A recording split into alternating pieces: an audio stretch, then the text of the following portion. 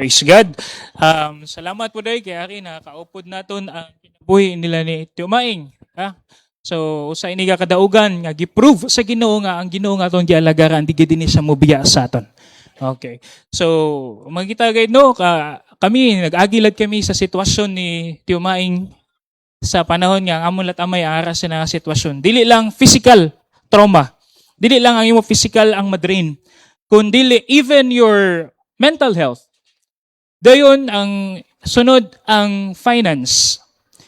Financially kun gayud makita gayud naton nga ubos-ubos gayud.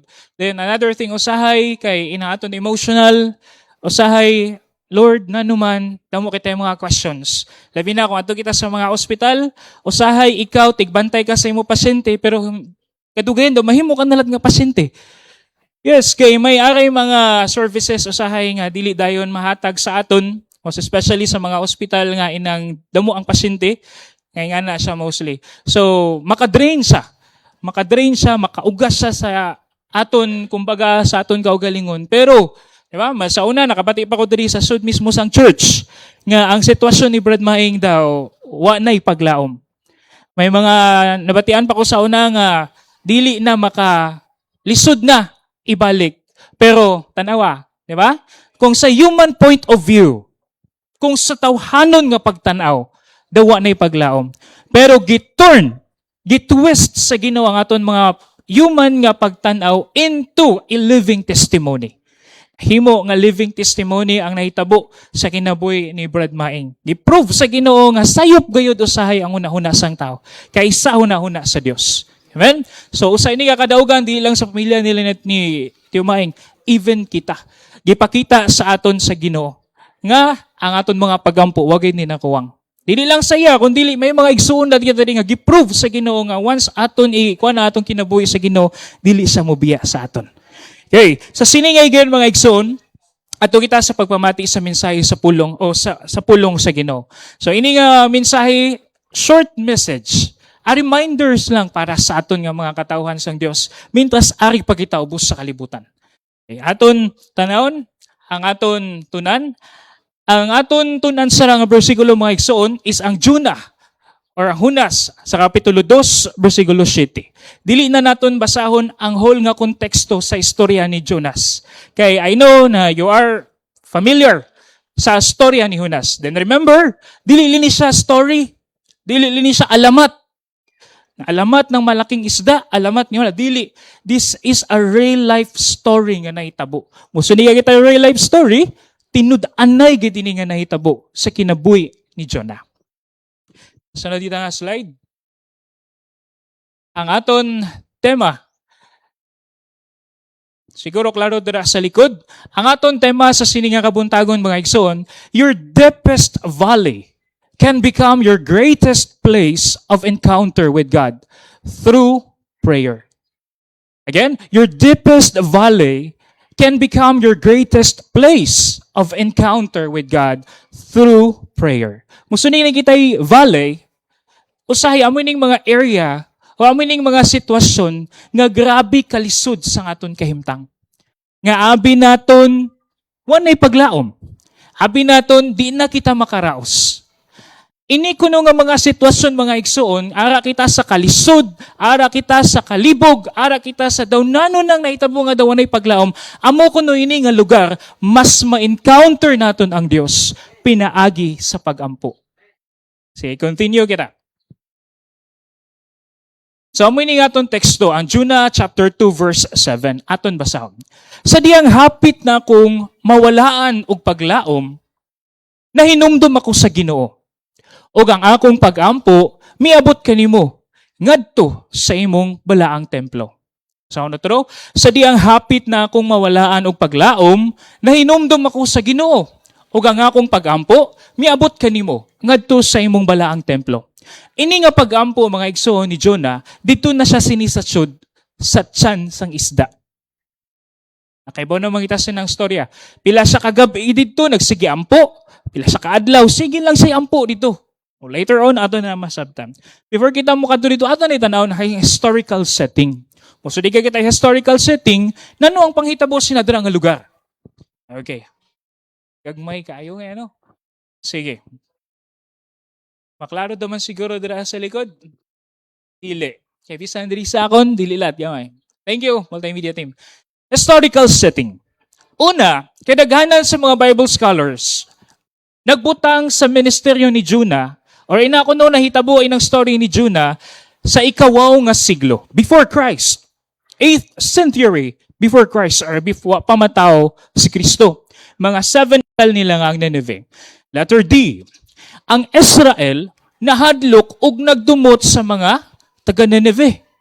Kay ikaw, God, makakita ka nga mo ang Nineveh. Ingana sila ka pintas. Ingana sila kalisod duulon. Ingana sila kalisod nga imperyo. Hasta ikaw, mahadlo ka sa ila.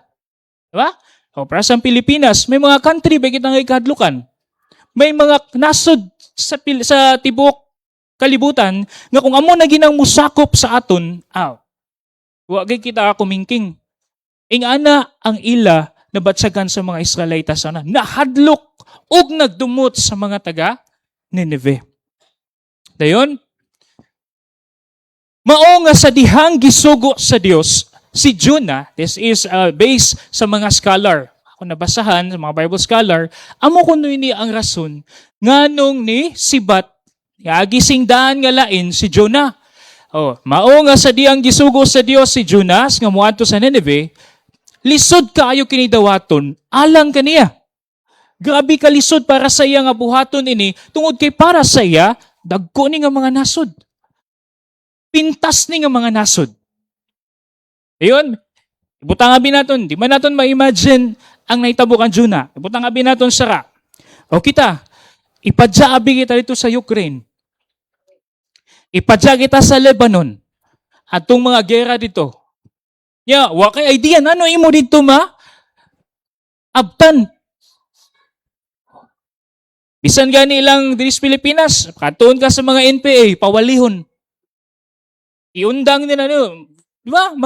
Kumbaga daw lisod sa aton part.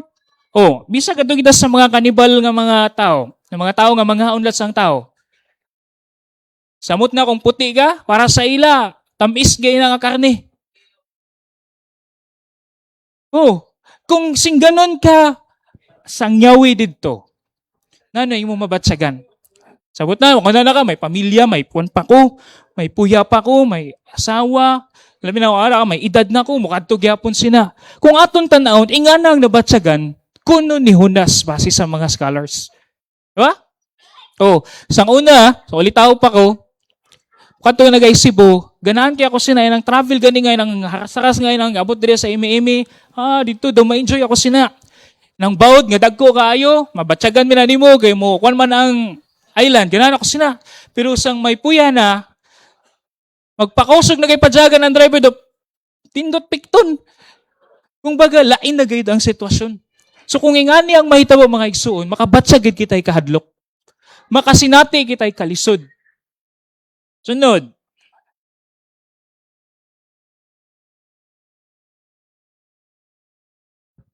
Iligya po siya natin maklaro sa likod.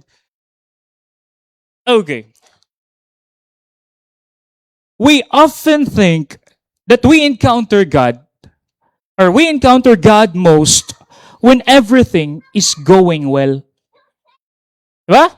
We often think that we encounter God most in everything when everything is going well. So para kuno sa aton, ang gitawag nga encounter naton sa Ginoo kung everything is going well. When our prayers are answered, our families are at peace, then our health is strong and our dreams are coming through. Para kuno na-encounter kuno naton ang Ginoo sa mga sitwasyon nga success ang aton pamilya. Para sa aton kuno nga mga tao, mas na-encounter or mas maka-feel kuno kita encounter sa Ginoo kung ang aton mga pag-ampo gitubag. When we often think that we encounter God most when everything is going well. When our prayers are answered. Then, our families are at peace. Our health is strong. Do ama ko na sinaton feeling, encounter na sa Ginoo. Akong ginasinati ang Ginoo kay nga akong pamilya, way sakit. Akong ginasinati ang Ginoo sa kay nga akong pamilya, Nindot. Strong and our dreams are coming true. So makaprove kita nga, ay, na-encounter na ako ng Ginoo. So nga na nga sitwasyon, human point of view. Inga na ako no kung ma-encounter na to ng Ginoo. Then, we imagine that the mountaintops of success are the places where God's presence is most evident. So, para lahat sa aton, na-encounter ko na nato ng Ginoo kung ara kita sa mountaintops of success. Ara kita sa rurok ng tagumpay. Kung ara ko kita sa pinaka-blessing kaayo. Amo ko ng tinod nga encounter with God. Diba? Kay dira ko na naton mas masinati, mas makita ang presensya sa Ginoo. Pero, but, when we read the scriptures, we discover a different pattern. Lain din ang pattern kung ang scripture aton basahon, kung ang pulong sa Ginoo ang aton basahon. There is a different pattern. Una, ato na ni example. Gamit na example. Moses. Familiar man ka mukhang Moses, di ba? Si Moses, na-encountered niya ang Ginoo dito sa wilderness. Wa kita kabantay or even di kita kabasa sa scripture mga igsoon, nga samtang dito siya sa palasyo, nagkaon-kaon siya dito sang mga pagkaon sa syud sang palasyo, na-encounter niya ang Ginoo. Nabasa binanaton? Wala. Na-encounter niya ang Ginoo dito mismo sa wilderness, sa desierto. Sa lugar nga dawa siya'y makita niya, pwede niya kaunon, pwede makatabang sa iya. Sunod, si David. David wrote some of his greatest psalms while hiding in caves. Naswat niya ng iba niya nga mga salmo dito gayan sa mga langob. Dili dito sa iya palasyo. Ano man siya dito sa mga langob? Nagtago-tago siya kay may araw na may mupatay sa iya. David wrote some of his greatest psalms while hiding in caves. Sunod nato niya example. Si Daniel. Iba mo ko nga, familiar na kamo kang Daniel.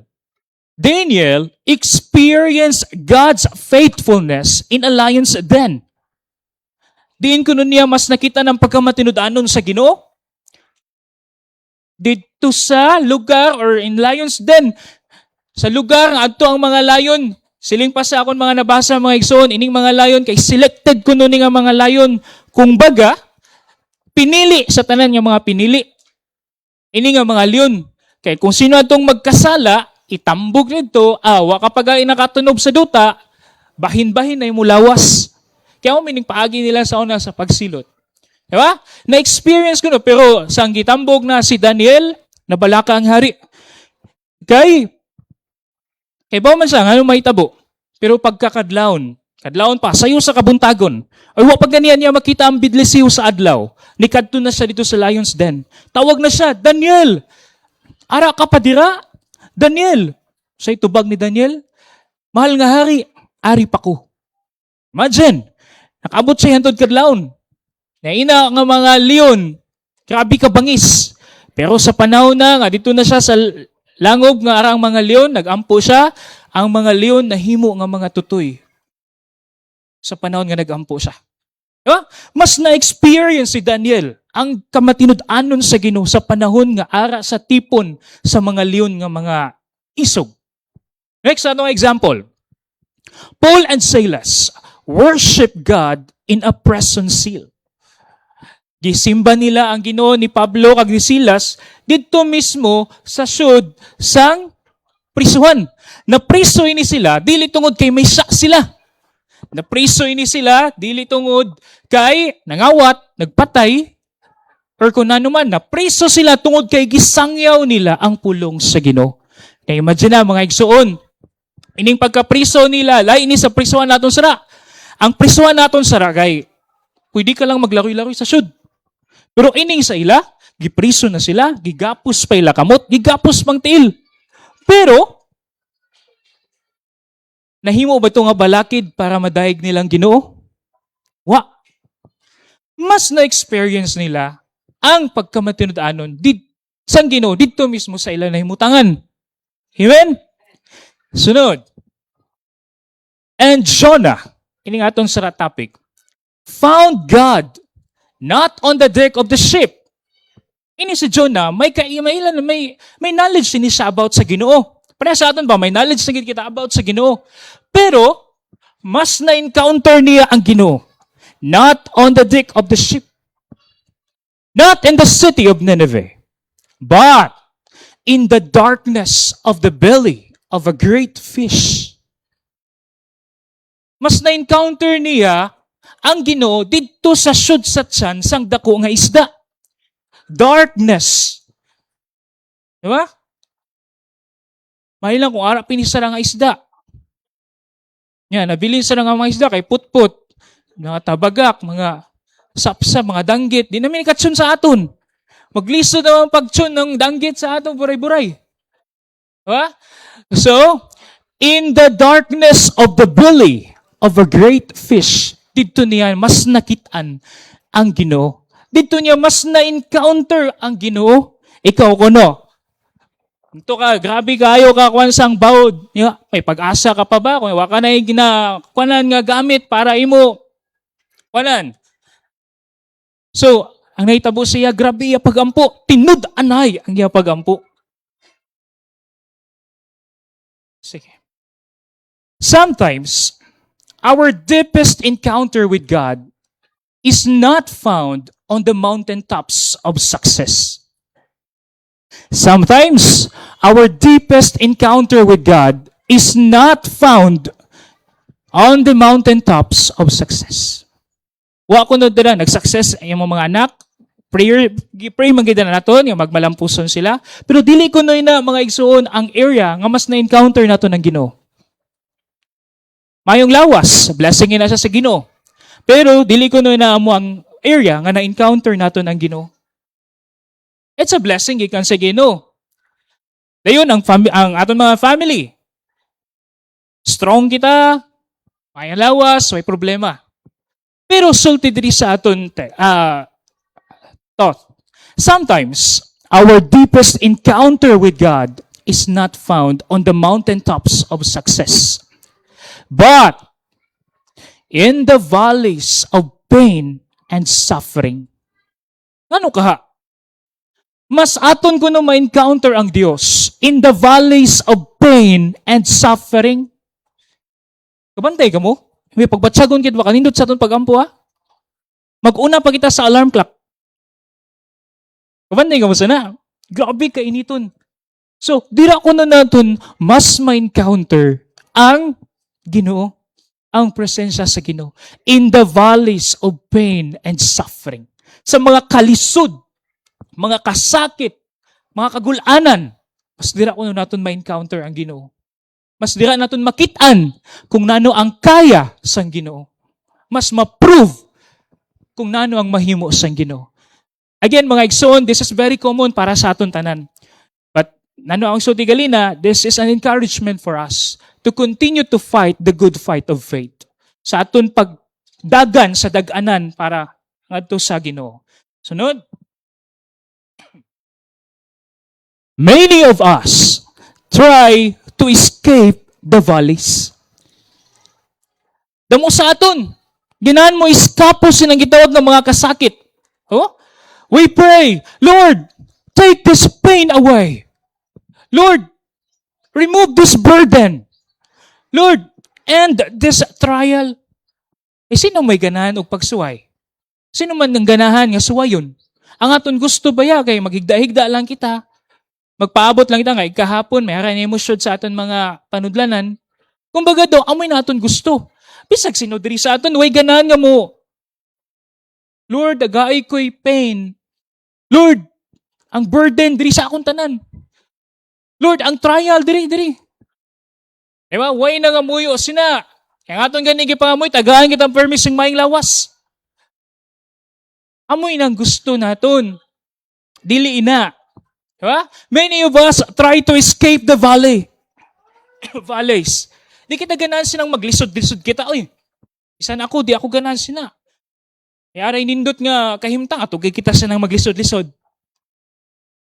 Pero, i-continue kita. But, questions, mga pangutana. What if the valley is not only a place to survive? What if ganyan na mga gipaagi sa aton sa Ginoo nga mga kalisod, dili na para mag-survive lang kita. Dili lang kay para malagpasan lang. Kaduha nga pangutana. What if it is a place where God wants to reveal Himself in a way we have never experienced before? What if gayan, amoy niya mga pamaagi sa Ginoo nga ipa-experience sa aton para mas may bawaan pagayod naton kung nano siya nga Dios. Kung nano pang iya mahimo sa aton. Diba? Ikatulo nga pangutana. What if the season that almost broke your heart becomes the very season that transform your faith? What if in ang mga panahon nga grabe imo kasakit, nga daw halos maguba ka na? Kaya nga pag-alagad ba ako ng mga igsuon do, pare ako nung kita sinisang iibutang sa tadtaran. Ang tadtaran, hantod nga dili ka mapusan, di ka machap-chap sang pinakapino, di ka buyan. Ingan ako nung gusto ka nun. Ganahan ka mo sina. Sige na lang. Oh, what if inang mga higayon nga almost na broke ng imo heart becomes the very season that transform your faith? Usagay na sa mga rason. Ako sa una, i-share lang na ako, nakadumdum ako sa pagtuon na akong siniba. Nadumduman ako na akong kaupod nga teacher sa Mount Olive nga school sa Konsolasyon. Nakatudla ako 1 month dito. Mudawat ina sa nga school, iya ina sa mga Adventist. Mudawat lang sila dili board passer, basta Kristohanon. Lahi man gayud ang iya nila, lahi lat ang sa aton, so maka-feel gid ako nga daw dili ako fit sa sininga kwan. So ina nga teacher, ako na siya na-encounter. Ina siya nga teacher, Kristohanon. Pero inang Kristohanon gani nga daw di gid nimo sa pangan lang. Kristohanon lang sa pangan. Sang si tata, amon gikadto dito sa Soto, nakato kami ni Manang sa Unitap kay amon siya palitan sang short, haboy. Na-encounter na kon siya, upod din ang iya anak. May duway na siya ka anak. Grabe nga niya pagdaot. Abigyan na kon nano ang nahitabo sa iya or nag-low carb, nag-diet or nana. Sa ako na siya gistorya, hantod nga, nisultin ako nga, sige ma'am, hain man si sir ato sa ubos. Kaya tuma kami sa Igbaw nagkita. Yan na siya, si sir ni mo? Oo, si sir. Imo, ba na? Ta sir, mag 1 month na gani nga amon siya sukad nga amon siya gidulong sa iya resting place. Nga sorry ma'am. Okay lang sir. Usa na kabuwan sir ang nialabay nga amon nagilubong na siya. So kaindot sa tuy lawas, kita nga na kon. Ana dayon siya. Wala naman ko ni open sad to kay daw lisod ba yan, may mga tao ba nga inaganing makadumdum magkuan sila. Salat ni open sa akon. Pero sir, kibaw ka ba nano ang surprise? Ano naman ma'am? Ang akon kamagwangan kay nag-chemotherapy na sara. Kaya nga man ma'am nga nag-chemotherapy man. Kay ang sakit sang iya papa kay brain tumor. Brain tumor, ara nalat sa akon kamagwangan. Wa ako katingog. Iya sulti sa akon. Pero sir, wa ako nagreklamo sa Ginoo. Makita nimo nga katangison siya kay bisag sino, anak good. Kamagwangan pa nimo, gyatiman nimo pila ka tuig. Yes ra, may bawa nimo may brain tumor. Pagpa-check nga chemotherapy nga amo ba ma'am? Wa ako nagreklamo sir. Kay initanan plano sang Ginoo. Initanan ini sang Ginoo. Kay di mi mahitabo sa amon kung lain ang plano sang Ginoo. Ako na lang guys saging okay ma'am, okay wa na lang ko ni ad. Tubag latayon niya, sulti latayon siya. Ina siya sir Iya ka maghuran nga babae grade 12. Ina siya, sir. May ara na lat ako'y namatikdan sinasaya nga may sign lat siya. Iya gyapon gibalik sa akon. Pero sir, iya iniplano sang Ginoo. Dayon pag last month, nag-eskwela ako sa TESDA, nag-post na siya sang itsura sa tong iya kamanghuran. Yan na siya dito sa iya post, goodbye ate. May kandila. Kaya ba makita basta may kandila? Nga, goodbye ate. Ako na lang nag-isusara. Subot pa sabot, wa naman kita ko ni comment kay ina, arabi sa lower point. Iya kuya, wa na. iyalat kamanghuran nga anak, wa nalat. Yan na siya ang nadumduman ako, wa ako nagreklamo, sir, kay iya miniplano sang Ginoo. Ayun, iya pasulti sa akon, tungod ko no sinang brain tumor, mas grabe ko no iya commitment sa Ginoo. Ibiyaan niya ang teaching, nag-serve ko no siya sa church, pero bisan ko no ara siya permi sa simbahan, iya gid madumduman ang iya pamilya. Isa na ba ako nag-inusara? Pero wag gid ko no siya nagreklamo. Kay amo ko na to ang plano sang Ginoo. Oh, so bisan ako nasyak ako sa iya kaisog tungod kay tiyagsa lang ang mga tao. Siya, di ba siya kuha na Kristohanon? Pero tungod ko no sa itong nahitabo sa iya bana, grabe ko no ang iya pagpalapit sa Ginoo. Grabe ko no ang commitment nga gibuhat niya sa Ginoo. Yang waton pinanaton? Ngumay nga na. Oh, ang Ginoo may gihatag nga oportunidad para sa aton. Di ba? Sa iya, lain na itong paagi sang Ginoo. Basin gayan, mas nakitan sang Ginoo nga daw, diri ka nga point na akon kanon, kay daw diri ka mas mupalapit sa akon. Kaya nga na ang sitwasyon. Okay. Continue kita. Sana. The valley is not always a sign that God has abandoned us. Ini ko ng mga kalisod, kagulanan nga ato na encounter mga igsoon, dili ko no ini amo ang mga sign nga gibiyaan na kita sa Ginoo. Dili niya mo ang mga sign nga gitalikdan kita sa Ginoo. Yes, usahay mo face kita'y consequence. Kaya usahay may mga decision man kita nga dili amo. So kinanglan inang mga kalisod nimo sara nga nahiaguman, dili mi natungod kay gihatag sa Ginoo. Usahay tungod met na sa mga actions naton nga walat nagkasinanto sa decision kag plano sang Ginoo. Usahay may mga decision kita nga haras-haras. Usahay may mga plano kita nga dili na gin-align sa gusto ni Lord. Amin maka-face kita yung mga situation nga lisod. Pero ang pasabot naton diri, ini gunong Lord nang matinud anon na mako Ginoo. Lord, makitaan mako sa mga tigom. Lord, mga activities sa church, ara mako. Amin nimbot diri pasabot, the valley is not always a sign that God has abandoned us. Sometimes it is the very place where He draws us closest to Himself. Amo ko ninyo usay ang mga gamiton sa Ginoo para mas mapalapit pa kita sa iya. Awa ninyo si Jonah, nanong naitabo sa iya. Okay, sunod kita nga slide. Ara kita yung mga importante nga mga butang angay naton mandaan. To remember, aton dumdumon sa sining aton gitunan. Una, prayer begins when we recognize our helplessness. Sometimes, magsugod ko na ining grabe na naton nga pag-ampo kung makarealize na kita nga dawa na'y paglaom. Dawa na'y pag-asa. So nakadumdum ka mo, mga igsoon sang istorya ni Noah, atong arka. Kadumdum ka mo. Ang pinakadelikado kuno sa panahon ni Noah, dili ang baha. Ang pinakadelikado kuno sa panahon ni Noah, dili ang wasilay makaon, so dito sa arka. Kay before pa lang ang flood, may instruction naman ang Ginoo nga mag-impok sila. Oh. Ang pinakadelikado kuno dito sa panahon ni Noah, kay way steering wheel. Gusto niya kita steering wheel, timon. Familiar man siguro mo, di ba, ang driveanan. Way timon. Kay bisag din lat kita nga musakay nga sakyanan, may ara man gayud sing steering wheel. Di ba? Lisod man kayo nga musakay kita sa sakyanan nga way nag-drive, way driveanan.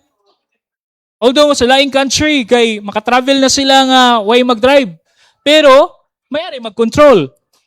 Pero sa panahon ni Noah, wa man ko no steering wheel nga amo ang drivean. Amo ko no tong pinakadelikado. Pero nganong nahimutang sila after sa baha? It's because giallow ni Noah nga ang Dios amo ang mahimo nga kapitan sadto nga arka. Ingani kuno ni size kinabuhi sa mga tao labi na sa mga Kristohanon. Sige kitay ampo, Lord, I believe in you. Lord, I pray. Lord, I believe in you. Lord, I will serve you. Pero ang pinakadelikado, because sometimes deep inside kuno sa aton kasing-kasing, may ara gayud sang permi magtawag nga ikaw ang magkontrol. May ara man kuno gyapon sa syud naton nga ganan nga kita gid ang ganan nga mo control. Bisag mo pray pa kita nga Lord, ikaw na bahala. Pero at the end of the day, imo man gyapon decision na tuman. If you are the captain of your soul, if you are the captain of your life, nano man si Jesus sa imo? Pasahero. Kung ikaw ang kapitan sa imo kinabuhi, nano si Jesus? Pasahero na lang. Dili mi na amo ang gusto ni Lord sa aton. Nantawan naton ang arka, di ba gipahimutang sila sa Ginoo tungod kay gialaw nila nga ang Dios amo ang mokontrol sa arka. Nasabtan naton mga igsoon? Sa panahon, amo ning kuan sa isa mga igsoon, helplessness na gani. Tuwa na siya option, amo pa kita mo jagan sa Ginoo. Pero mintas dumiyara pa, para kang Noah, nahinanok lang kang Jonah, nahinanok lang siya doon sa ilawom. Kay para sa iya, okay pa man. Pero sangwa na, dito siya sa ilawom sang tiyan, lain na. Ikaduha. Kita sa ikaduha. True prayer starts when we remember God. Usay ining mga tao nga nakadumdum sa Ginoo, amo ining mga tao kuno nga walat nagampo. Dili lat may nampuon. Pero ining mga tao kuno nga permi nagtan-aw sang utang kabalaslan sa Ginoo, amo kuno ning mga tao nga nagampo. Amo ining mga tao nga mainampuon. Ining mga tao nga wakadumdum sa Ginoo, amo kuno ning mga tao nga tag-as kay garbo. Oh, true prayer starts when we remember God. Diba? So, next slide. Oh, ang heavier words sang remember nga word kay Zakar. Buot pasabot sang Zakar, nakahinumdum ko. Ano ba? Amin ang gibuyan dito ni Jonah. Nakahinumdum ko sa Ginoo. Nagpasabot ko na ini. Una, returning. Ikaduha, trusting. Ikatulo, acknowledging God's covenant and faithfulness. So ining mga tao nga nagampo sa Ginoo, amo ining mga tao nga nag-ila nga wa gayud sila'y ila. Amo ining mga tao nga nagsalig dagayd sa Ginoo. Panahon ni Jonah, grabe ang pagsalig sa Ginoo. Sa dito siya sa ilaw o sa tiyan sang isda. So prayer, next slide. Si Jonas wala lang nakadumdum sa Dios, kundili nibalik gayud siya sa Dios. Prayer is turning your heart back to God. Amo ko nining pagampo. Kung kita nagampo, wa naton gi-turn back ang aton kasing-kasing sa Ginoo. Diba? Okay, ato kita sa ikatulo. Prayer changes us before it changes our circumstances. Yaman. Ang pagampo kuno, unahon niya pagbag-o kita. Before niya bag-ohon ang aton mga circumstansya. Kaya kan Jonah, di niya mas na-realize ang Ginoo sang didto siya sa sud sa tiyan sang isda. Nabag-o siya. Sang nabago na yaw na huna, nakagawas ba dayon siya? Wa. Pero, wa na kita kabatingan, nagreklamo siya dito sa sud. So before na-change ang sitwasyon ni Jonah dito sa sud sang tiyan, ang una nga na-change sino una na-change? Siya mismo. So amo ni sa atong kinabuhi mga igsoon, baghuon una sa Ginoo kita. Dili anay ang sitwasyon. Yaman, sige kita sa sunod nga slide. Prayer usually transform our hearts before our situations. Okay, continue for the job. Paul said, prayer brings peace before an answer. Ang ihatag una sa Ginoo dito sa kan Jonah, ang kalinaw, dili dayon ang katubagan. Ang kalinaw ang gihatag sa Ginoo dito kan Jonah, kalinaw sa iya kasing-kasing. Before ang katubagan, before siya gilwa sa baybayon. Okay, nga naman, Paul said prayer brings peace before an answer. That is according, in Philippians chapter 4 verse 6 to 7, mga hermigas na sila. Philippians chapter 4 verse 6 to 7. Pwede ma-zoom in natin, Brother Chab. Okay, ako basahin. Ayaw ka mo kabalaka. Si Paul nagsulti sini. Ayaw ka mo kabalaka sa bisan unsang butang. Hinoon, sa tanang higayon, pinaagi sa pagampo o paghangyo uban sa pagpasalamat, ipahibalo ninyo sa Dios ang inyong mga kinahanglanon. Og ang kalinaw sa Dios nga labaw pa sa masabtan sa hunahuna sa tao, magbantay sa inyong kasing-kasing o hunahuna Pinaagi kang Kristo Jesus. Nisulti ba siya? Balik kita dito sa una niya nga statement, Rajab. Araw, ipahibalo ninyo sa Dios ang inyong mga kinahanglanon. Nano ang sumpay? Ug ang kalinaw. Wa man dira ni sulti, ipahibaw ninyo sa Dios inyong mga kinahanglanon kay tanan ninyo nga bang iya ito bagon automatic. Nano una niya ihatag mga igsoon? Ang kalinaw.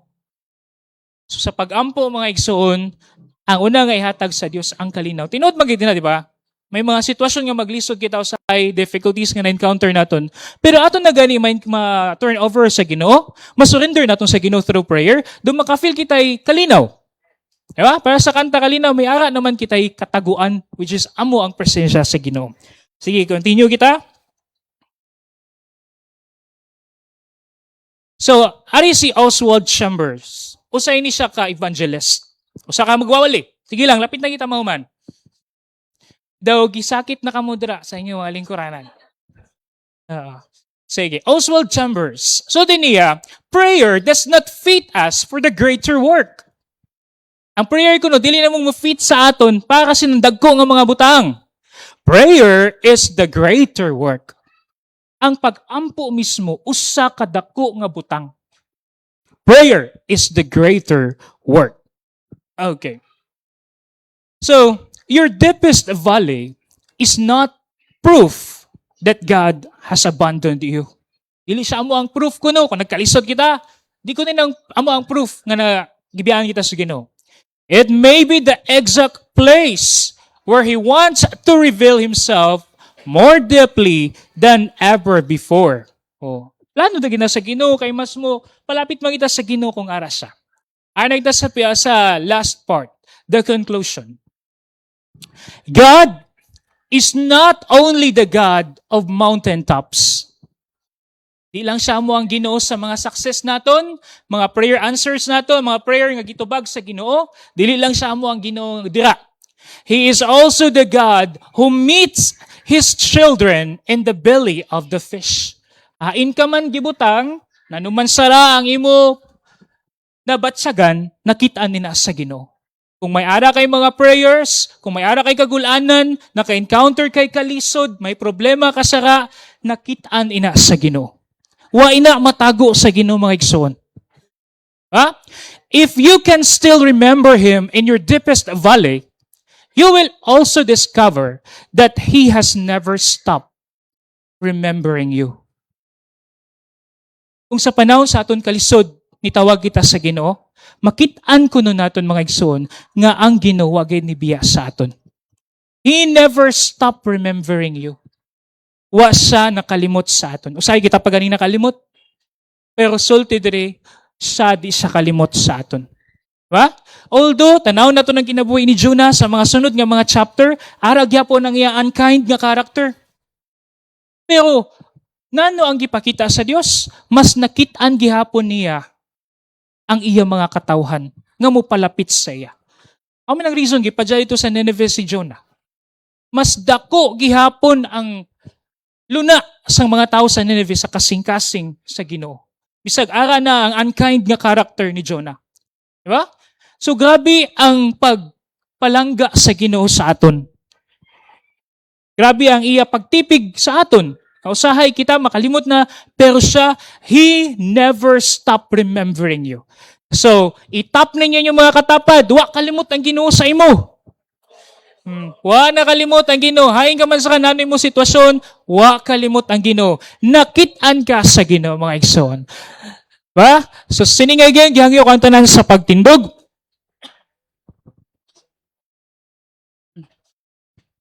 Kaya akong gihangyo si Nunong para sa worship song naton. Before naton i-end, ini nga mensahe sa Ginoo, aton awitan ang Dios. Dako ang aton utang kabalaslan sa Ginoo, mga igsoon. Usahay ara kita sa kalisod, feeling naton wa na, pero sa luyo sa mga kalisod gayan, mas dako ang Dios nga aton gialagaran. So aton pasalamatan Ginoo, ipiyong naton mga mata, aton ini kantahon nga awit para sa Ginoo. Kay walay mga higayon nga gitalikdan kita sa Dios. Walay higayon nga gikalimtan kita sa Ginoo. Walay higayon nga nagkulang siya sa aton. Matag aga sa matag mata naton, gipakita dayon sa Ginoo nga siya ang Dios nga wa nagkuwang sa aton. Tanawitan ang Dios mga igsoon. Hallelujah.